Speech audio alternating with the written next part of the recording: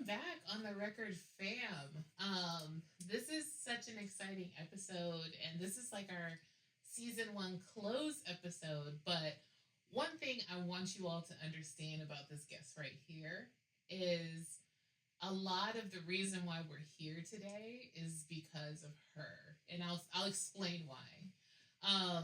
Mostly just because in this journey of creating this podcast, it's you have a crazy idea, you toss it out to people, you never know how it's gonna land.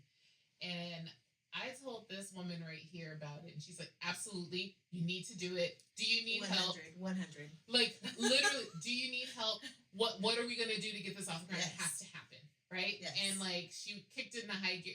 The studio we're sitting in is because she helped me create this scene, right? Like, when I tell you, she's such a huge part of why we're here today, and I'm like honored that she is on an episode because she has an incredible story. She's an amazing human being inside and out, and one of the biggest music fans, just like I am. So it's like the perfect time and the perfect close and bookend to season one. So Miss Coty Poppett, welcome to the show. Thank you so much. I was so flattered when you asked me to be on the show. We have put a lot of energy and time into On the Record, and I'm so happy to be sitting in this chair right now. Yes. We're going to talk about the good stuff. Exactly. It's all about the good stuff. It's good stuff. We're talking about the medicine. Exactly. This is definitely the medicine. Yes. And to all those newcomers who are new here, let me tell you what On the Record is. So the reason why we're here is, do you ever encounter albums, artists, a song, a melody that just hits you? And it's literally could be your song of the summer, it could be your anthem, it could be what's helping you through that heartbreak or helping you overcome something. And it resonates with you, and it has basically like a snapshot in your mind, and it always takes you back to that one place, right? And here on the record, we love to talk about artists, albums, songwriters, producers who've helped shape so many different pieces of our lives. And this is where music and mental health meet. So we come here and we talk about it. And it's probably one of the best pieces of therapy for me. I know music has always been a huge piece of my mental health. And so I know that not everybody has access to therapy or is comfortable going to therapy, but I know everyone has access to music. So that's why we exist. So we hope you continue to come back, but that's what On the Record is. And I'm Shayna. So every episode, I usually like to start out asking my guest, when was your very first moment when you fell in love with music? As far back as my mind will let me. So let me tell you, I have, of course, when I was very young, like I shared with you my story of singing in my bedroom with my makeshift microphone. Yes. But even before then, yes. Right? My mom and dad would tell me stories about myself. I would hear commercials on TV, and I couldn't even talk yet, and I would make up like a jingle. And so, for example, there was a Pillsbury Doughboy commercial, and it's poppin' fresh dough, right? That was the commercial, but I couldn't really talk yet, and I'm walking around the house singing shaka McDa, right? And my mom and dad were like, what is she saying?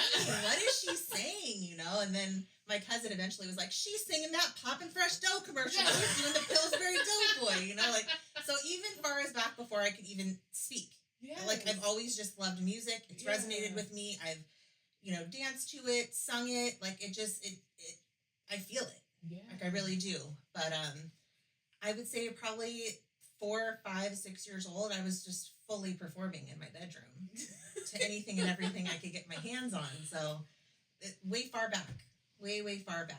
I love that. I love that the Pillsbury Doughboy song is how you kind of slid in. I was like, you know what? This is for me. Mm-hmm. Like, I want to do this, right? I want to be a part of this in my own little swag, right? My own little fashion. And like at 4 or 5, when you're like, I'm having concerts in my room, like, was that just naturally a part of, like, was music always in your household? Always. So, I mean, I was an only child. child. Mm-hmm. So music was my friend. Yeah. Like, it was Same. like a very special friend to me. My friend. Yeah. I needed that, right? I needed something to connect to, something Yeah. to entertain me, something to let me release whatever, you know. And even that young, Yeah. I had a lot of drama. You know I all laid it do. on thick. So, you know, anything I heard that, you know, clicked with me, you know, I was performing that in my room. Yes. Can I sing? No. Do I sing? Look, Yes. Absolutely. And the bedroom was the rehearsal studio. And then when you figured that out, you moved to the living room on the hearth. Yeah. Right? And you're performing that for the fam, right? Exactly. So that was just the rehearsal. Yeah. And then we did the real performance. We'd everybody watch. It's a live show in the living room. So company. I had a vacuum cleaner. And it was like, do you remember those vacuum cleaners? They weren't electric. They didn't plug into the wall.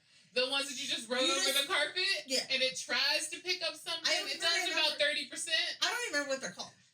I don't know. Well, I had one of those, right? Yeah. And I duct taped it around the bottom so that the stand would stand up. And I taped a microphone to the top of it. That's so good. And that was my microphone. You know what? The creativity was soaring at that point. We were resourceful, even young. Of course. Yeah. Especially, I love that you brought that up. You're like, I'm an only child. Like, it was like my friend. My friend, it was. Yeah, because I mean, there's something similar there for me. Like, I'm not an only child, but my brothers are so much older than I am. So for the majority of my life, since I was like 5, I was almost alone, right? Yeah. So for me, that was also it was my friend. It was like, oh, like I can sit down with this for hours on end, and also be able to, for lack of trying to find a better word, is like just dream and disappear Exactly into the ether. Yeah. And you're just like, I'm gonna let these songs take me on a ride. I started off with a little Fisher-Price cassette player. Who didn't? We all had that. And I even had I know that you hate this character. I'm pretty sure. What? Teddy Ruxpin. Oh my god. Fearful for Sheena. Yes. But I did have a Teddy Trauma. Ruxpin. And that, I used to put my music It's and his mouth would move to the songs, even though it wasn't Teddy Ruxpin's story. I used that bad boy to listen to music as well. Look, so I was finding ways. You use what you. I'm happy other people enjoy Teddy. I know you didn't enjoy Teddy. It was only like, okay, let the fans know why I have such a dramatic response to Teddy Ruxpin. So it was really strange. So I was a child. I was hanging out with my cousins, who all of us are about like 6 months apart, right? So it's me and my 2 boy cousins. And my cousin, Anthony, had a Teddy Ruxpin in his room. And every single time I entered the room, my nose would bleed. It was the wildest thing. Anytime that little bear was in the room, my nose would profusely bleed. So I'm like, I'm certain Satan was inside. Teddy. Is literally possessing that Teddy Ruxpin. I don't know what it was. It sounds happened like with that Teddy was. Right. I mean, my Teddy wasn't. Right. It might have been just that one. I mean, if I was going through that, I would feel the same way. It happened like 3 times. I wouldn't be a fan either. And I was like, you know what? We're not gonna hang out with him. He's not my friend. Like, well, yeah. I could totally get that, but he was very useful until I got my own ghetto blaster. Look. Well, we're dating ourselves. I'm dating myself here. Look. I was an 80s girl. We were born in the 80s. Yeah. And you're going into the early 90s. What you really wanted was that boombox where you could separate the speakers and put them wherever you want in your room with these long cords, mind you. And you had that double cassette on the front. Heck and then later on down the line, you had that CD changer. But that double cassette on the front with the radio, and that's all that mattered. If you didn't have it, did you even matter? Right. You didn't. Let's be clear. That's what it felt like. That's what it felt like. Everybody's goal was to get that radio. Okay? That's right. Everybody was. Do you remember, and I think we've talked about this, do you remember your first cassette? Yes. What was it? My very, very first cassette was Madonna. Ooh. It was Madonna. Was it a full cassette? Was it a single? No. Was it a single cassette? Oh my goodness, I had so many singles. I still have a LA Gears shoebox full of my cassettes. I'm not kidding you. My mom and dad were really, really good at saving stuff from my childhood. Oh, and I have a LA Gear shoebox full of my cassette collection. And that would have been so funny if I brought it today, but oh my gosh, I should have. That would have been good. But yeah, it was Madonna's True Blue. It was the full front and back, side A and B. Yes. And I think I was 6 years old. I think it was first grade for me. Yeah. First grade. I think, what was my first cassette? My first cassette was a single cassette, and it was Janet Jackson, That's the Way Love Goes. That's the way love goes. And it was that was the first one that like I got to buy. It was 99 cents. I saved up my little coins and I went and got my little single cassette. And I remember my first CD too. When I finally got one. Meaning like me, I bought it myself. My dad bought me my first CD, and that was Michael Jackson's Dangerous.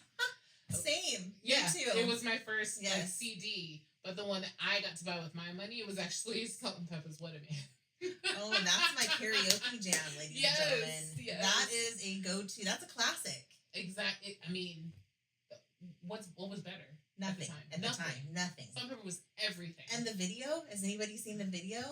I mean, the style and fashion at that time. It was so good. So, full disclosure, I may or may not, sometime around 2012, at a New Year's Eve party, done the entire Push It dance. Oh, yeah.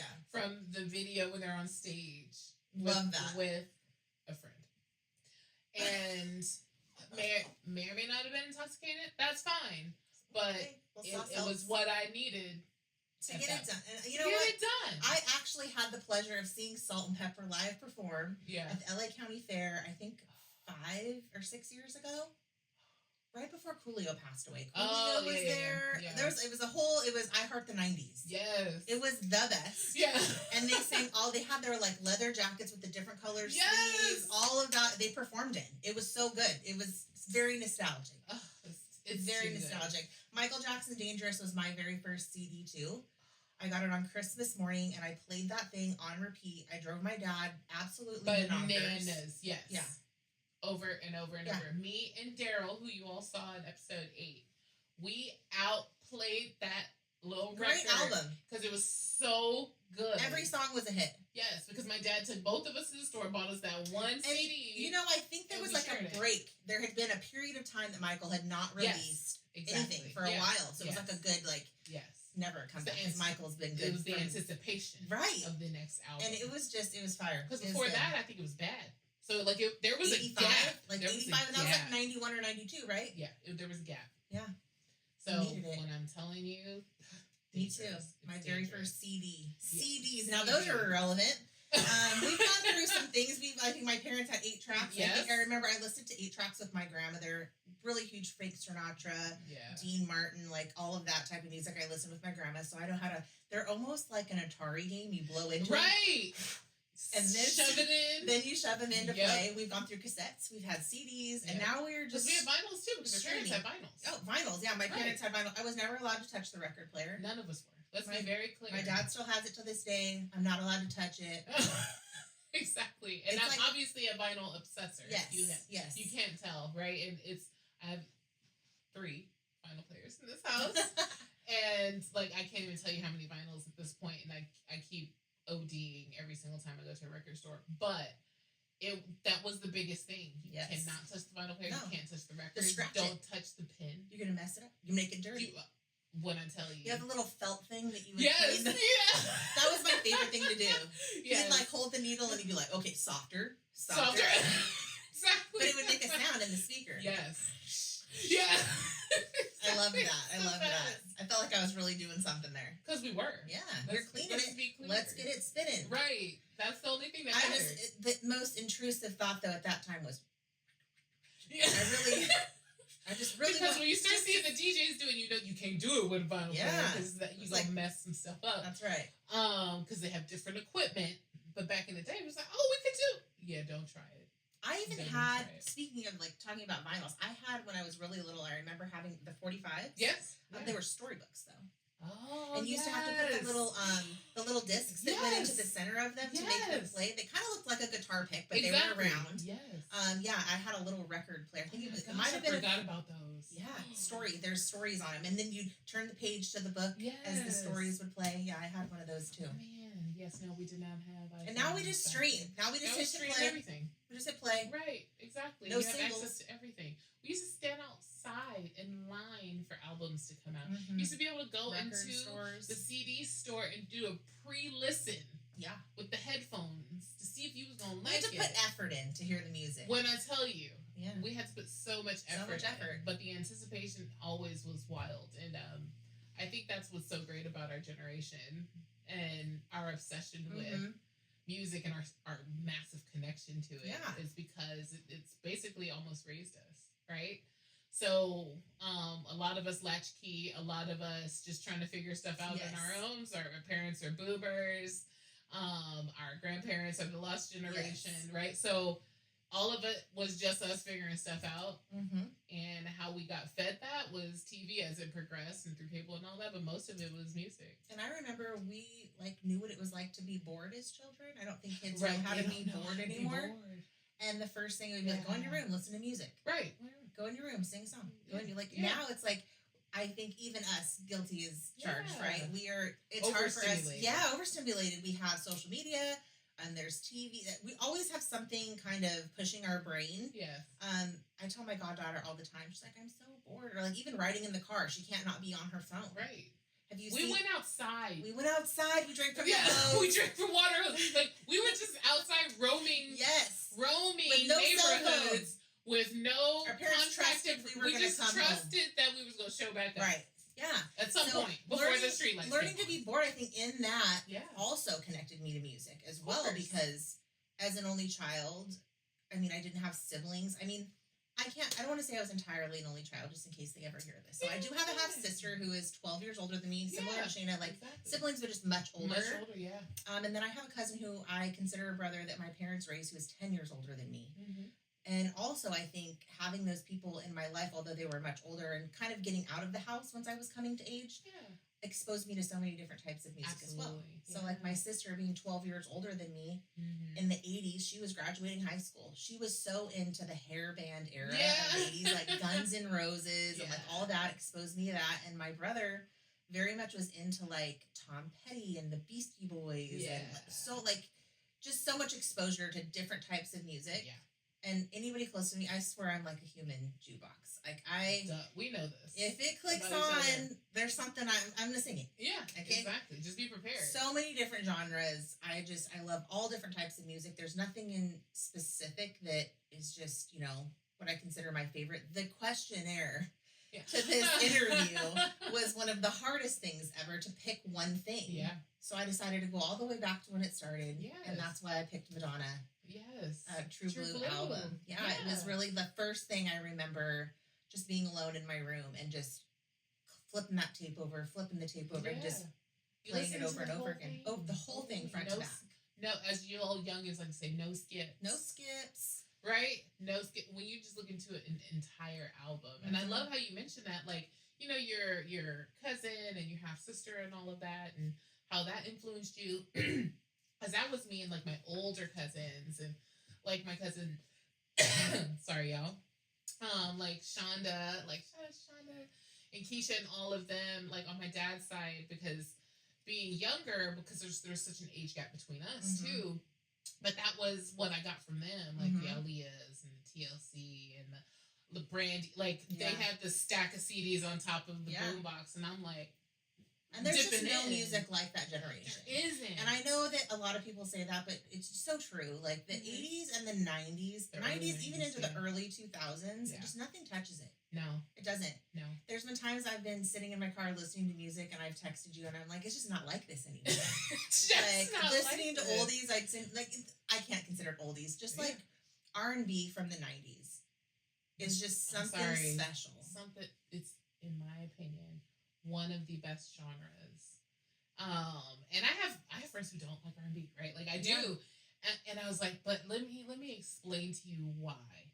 One, R&B is such an genre that taps into like raw emotion yes, with like a subtle backbeat to it, whether it's most times talking about love and relationships and things like that from way before Motown, right? That's just led us through, which is inspired R&B, right? Which what it is inspired what it's grown into be, especially from the '90s, early 2000s, and we're lucky enough to have artists who just kind of really shaped out what that genre is. But I'm like, there is never a moment where I can't walk into a room and hear Mr. Marvin Gaye and not lose my mind. Right.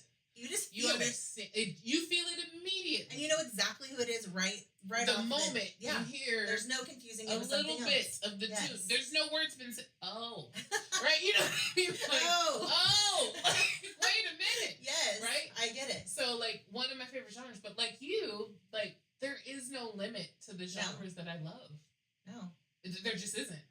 And the 90s R&B, it's just like, it's soulful in a way, but like also it started adding in that element of like hip hop with it. Yes. Right? Yep. The one that always, my favorite ones, my love, do you ever dream of? That's just like coated raindrops. I mean, come on. Be real, right? So for real. Yes. So for real. Yeah. Like it's SWV, anything comes on, I'm just like, I just feel like I'm in the video. Like it's literally like you're transported and you're on stage. Music is our ultimate and the absolute best time machine. Yeah. It is. It is. It can take you back to that time. You can remember where you were, how you felt. Yeah.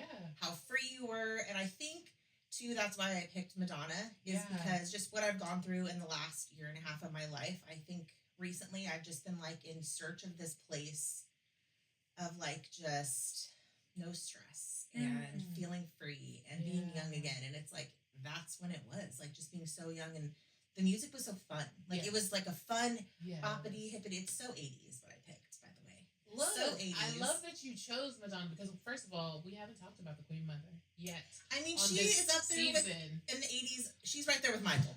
Look, Madonna and Michael. It's like, you can't give this woman enough accolades. No, she was the poet of her time. And the woman in, I think, the mid to late 80s was maybe only 21 or 22. Right?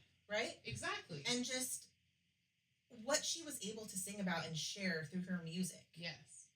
Me at 6 years old had no business jamming to some of this stuff. And look, and she was the one who challenged everybody. Oh my gosh. She definitely... She showed up and said, I don't care. I am who I am. This is exactly who I am. Yes. And I'm not going to apologize for it. And that's what I have so much respect for her and what she was able to create, because she launched all of these new pop singers, right? That's the reality, right? There is no Gaga without Madonna. She ran so they could walk. Is that what they say now? Right. Oh no, she walked so they could run. Yes. Right? So like these are those like concepts that people don't realize when you look at artists and just like what history is when it comes to music history and how they evolve and they kind of recycle themselves over and over and over again, right? Like it's just the truth. I think there's a TikToker that I follow, I forget his name, and he goes through and he pretends like he's this new generation playing a song, and he's like, wait. Let me show you the original. Oh my god! And then his grandfather's like, no. Let me show you the real original. I swear I'm that auntie now. 1000%. My niece, just all this newer music, and don't get me wrong, I can't say it's all trash. Some of it, I'm just. Some of it is great, and most of it is. But we're recycling at this point a lot. Very much. I mean, don't get me wrong. I love Kendrick. All of his stuff is a smashing hit, but he's pulling inspiration, right? Of course, from so many things. Everybody's pulling, and there's so many times where Isabel's like, "Check that, play the song for me." I'm like, "Well, let me get you the original." Let me pull Luther, it especially Luther. Every time it hits, I'm just like, I just go back. It's like it's the '80s. Like It's so good. When I tell you the first time I heard GNX, and I was sitting in picking up my nieces from elementary school, and I was like, okay, let me go ahead and listen, because I listen front to back. Yes. I listen to all albums. And the moment that song came on, I was like, because the beginning, because Luther is literally my top 5 of all time. Right? Yes. And I was like, oh my God, he sampled this one. Like, oh my God. Like, I lost it in the pickup. And I'm looking around like nobody else is hearing But this. it's what's like so magical about it is you can take a song from so long ago and create something so relevant to now. Right. Exactly. It's it's the most beautiful creation. One of my favorite songs at the moment, honestly. Oh, easily. Yes, you're talking to Kendrick Stan. Yeah, Kendrick, he's really done some things recently. I'm a big fan. Next month, me and that concert. You and those concerts, she's spending them on money. Spending a lot of money on the concert tickets. That's for future Shane to figure out. Like I need to go. Like I have to be there. It's a good for you. Good for you. So when you're listening to True Blue as young Coty, at that point in your life, what really connected you to True Blue? What was it? What were the songs? What were the feelings that were coming up in you? Because you're still I'm 6. super young. Yeah, super young. But somehow you're like, oh, this is great. Yeah, I've thought about that. I have. And I think, I think I've always been in love with love. And if you've ever listened to that album, it is about being in love. Yeah. It is. It's a love. She's singing about love. It's like a journal entry, right? Yeah. But I think at the time, my brain didn't register that, right? I had no idea what that was. I didn't know what those feelings were. So I think a lot of it was like the music itself. Mm-hmm. And I think it was fun. It was poppy. I could dance around to it. That was easy to hear the words. And like, it just was a fun feeling for me at the time. Yeah. But most recently, some of the songs on that album are trending again, right? Like 35 years later. Absolutely. And I just revisited that album not too long ago and was like, this was my jam when I was little. Like I completely remember being in my bedroom by myself, just performing this cassette. Exactly. And because cassette's a beautiful stage for a performance. Let's be real. Yeah. Let's be real. It is. So you knew what you were doing. So I think really at the time it was the music. Yeah. And I think most recently, I think it would be like the words, right? The lyrics. Mm-hmm. I think we go through different stages in our life where things just mean something different. Yeah. It's a great album. Yeah. Now that I know what it all means. Right, exactly. Right? We've been in love. It's not always what it seems, but I mean, I think at the time when I was really young and little, I always was in love with the idea of being in love. Yes. And I can't really say the same current times. We've lived a little bit. We've done things. It's different, but I think that the words now. There's a song on that album, "Story to Tell." I think is what it's called. No, what is it called? What is it? Only Time Will Tell. Is that what it's called? Oh, I think I know what you're talking about. It's so 80s. Yeah, and it's been the one that's been actually trending, and it's like the sound of it. Yeah. It just takes you back, and it's so nostalgic. What is that song? I'm about to find it right now. Live to Tell. Is that what it's called? Live to Tell, I think, is what it is. I'm doing our research. Please hold, because we are going to find it right now. I think it's Live to Tell.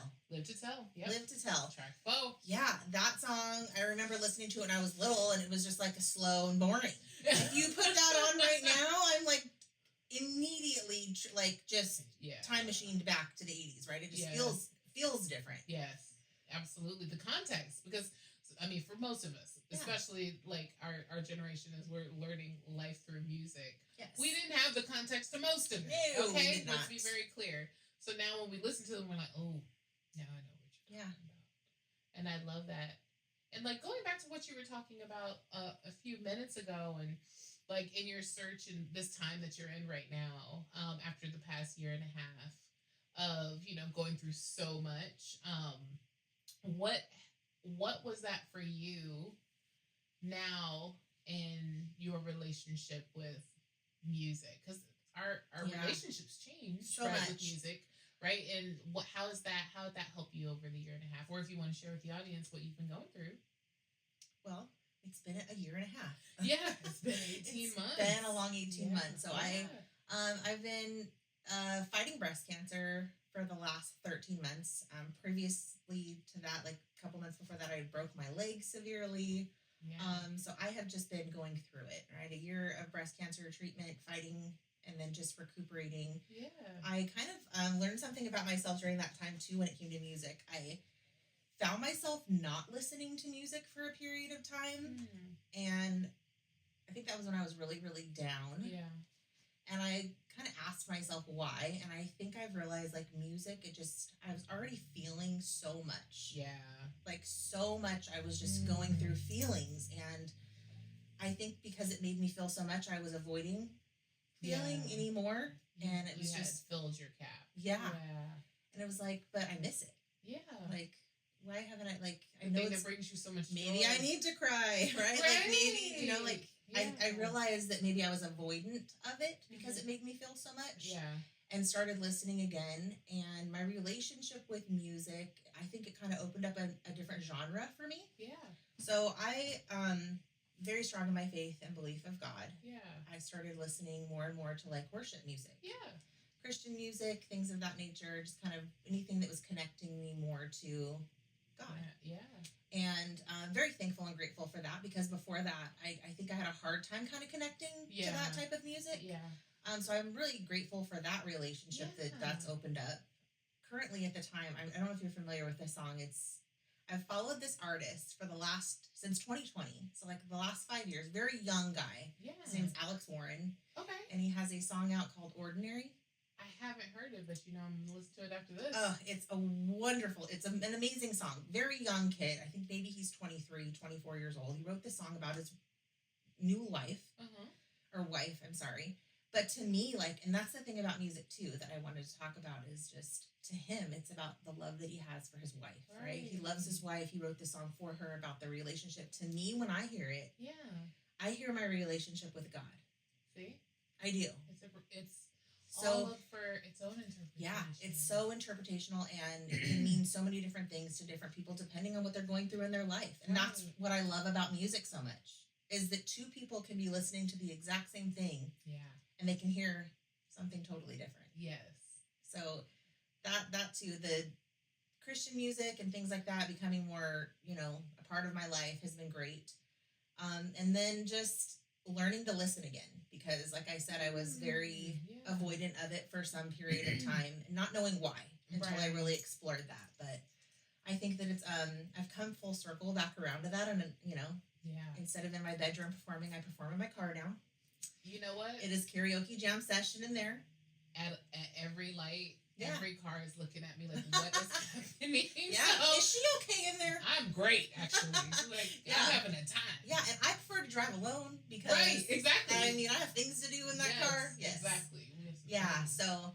I love that you talked about that. I love that you talked about staying away from it for a little bit, because it just makes you feel so much, and I don't think I was ready to take on what it could have done unexpectedly. You never know what song's gonna come on, or like what feelings, and I just think that I needed it, because you need to go through the feelings, feel the feelings, and the world, the weight of everything was very heavy for me at a period of that time, and although I've come full circle to the other side of it, you're a survivor. You fucking kicked cancer's ass. And here we are today. We're growing back. Yes. But yeah, I just I'm very happy that I got myself out of that, because it's made me feel so alive again. Yeah. Exactly. And I'm so appreciative that there's gonna be bouts as we go and battle life, because life is a battle. Yeah. In multiple different ways. There's different ways to connect to yourself inside of music, and sometimes taking that breath. Like there's another episode where we talk about, sometimes it's just silence. Yeah. And that's... right. So you can just hear even air or whisper in a tree or all of those things is nature's music, right? Like just to really be able to get out of your head. And there's moments where you just need to figure out what's best for your heart and your head at that moment, and give it what it needs, whether it's no music, some music, nature's music, whatever you need. Because if you're tapped out emotionally, music probably isn't the one to listen to at the moment, unless you want to rage, which you can do to release. I did that a couple times. There was, but it's such an incredibly powerful tool. It is, and I don't think I realized, or I mean, I think I've always known it, but I don't think I paid much attention to like what it can bring up in yourself. Yeah, it can put you in tune with something you've kind of shoved down and pushed away, right? And I think that's why I avoided it. I just wasn't ready to deal with maybe what it could bring up. Yeah. You know? Because you got to do that in your own time. Yeah. You know? So, I'm glad to be back full circle and listening to anything and everything again. Yeah. On the freeway, my favorite music is hardcore rap. And Some that wouldn't I know believe is a it. fact. Some would not believe it. But one of my hidden talents is, okay, this is my fantasy talent, and not many would expect this. I mean, if you just judged looking at me. Right. But, you know, hardcore 90s rap yes. is my energy. Yes, it is. Okay? And that's, I think, one of the Dr. first Dre, things. Snoop Dogg, Ice Cube, Warren G, Yeah. West Side Connection. I mean, Too Short. Anything in that genre, of that time frame, too. The 90s, when, like, rap was, like, rapping. Big rap time. was rapping. We Especially had West Coast. We had East Coast, West Coast, battling it out. Like, exactly. I was, during that time, I was, like, junior high, beginning of high school. So that was, like, the mid-90s. Yes. Right? Like, I just didn't realize I had were all in it. I mean, I'm not a freestyle rapper, so I'm not going to claim that any day. But your skills are hard. I know the lyrics. Yeah. Okay? I'm going to sing them to you, too. Yeah, exactly. It's so fun to me. It's like my party trick, right? Yeah. That's what I feel like it is. Because people wouldn't expect it, right? Yeah. It's like my party trick. No, you know what? That is your soul, Mm-hmm. Okay? Whatever you connect to. It could be a hardcore 90s rap. It could be a country song, a jazz song. It could be R&B. It could be pop. It could be metal. It could be rock. Whatever it is, you take over that identity and you're just in the moment. Mm-hmm. It's freeing. Yeah. It's freeing. Like, I know people who dance freely and they're out in the streets doing their things. I know people who just do it inside the confines of their house or inside their shower, right? Like, do whatever works. But it is like a therapy. It is. Right? So when I can bust out a rap song, nobody would expect me to, word for word. Yes. And I get into it. I mean, like, I'm like feeling it. Yeah. It does something to me inside. Like, it makes me feel so good. Yeah. Because it's so fun to me. It's so fun. It's like a therapy. It's such a release, you know? It is. And I thoroughly enjoy it. It's sometimes just like the greatest. You just need to cuss a few people out. Yeah. You just really do. Yeah. People don't talk about that enough. Sometimes you need to cuss a few people out. Agreed. And maybe via song. But you know who you're thinking about when you're saying it. That's right. Say it for us. Say it for us. For us. Yes. Right? Subliminally. What is it? Subliminally. Yes, exactly. Yes, absolutely. It's so true. So as we close out this episode, I love to end the episode giving the audience, like, your own words of wisdom for people who are just kind of really starting their own musical journey on what would you like to tell them to focus on as a tip or a trick? A tip for a music listener or somebody brand new person finding their relationship with music. To never be closed-minded to music. Like, don't think that that's not for you. Yes. Always give it an ear, right? Yeah. Always give it a listen. Yes. Because, you know, my love language for me is, oh, this song made me think of you, and somebody sends you a song. Yes. I love that. Yes. Like, it's like my favorite thing. Yes. I used to make cassettes for people when I was come through. Okay. You was taping them together. Yes. Like my boyfriends in junior high. I made you a mixtape. Yes. Like, that was it. Like, songs that, like, when you're like, oh, this song made me think of you. That is, like, I think you've even mentioned it before. It's like a love language. It is a love language. Right? I love that. And if somebody is like, here, listen to this, give it a listen. You just never know. You don't. It's just so endless. Don't ever be closed-minded to, like, a certain specific genre of music or type of music. I mean, I go from Willie Nelson to Tupac. Like, and then we got Whitney Houston, and then we got, you know, Gwen Stefani. I had a huge era for Gwen Stefani. Alanis Morissette. It was me. It was in me. But that's all the 90s. It is. So the 90s. It was. You know? We went through so much through this time. And then I had my, like, grunge era, too. It was, like, Stone Temple Pilots, Bush, Pearl Jam, like, just everything. So to somebody who's trying to build a relationship with music, like I said, now I went from Tupac to worship music. Like, you just have to be open-minded and just really give it a listen and try to hear it and feel it.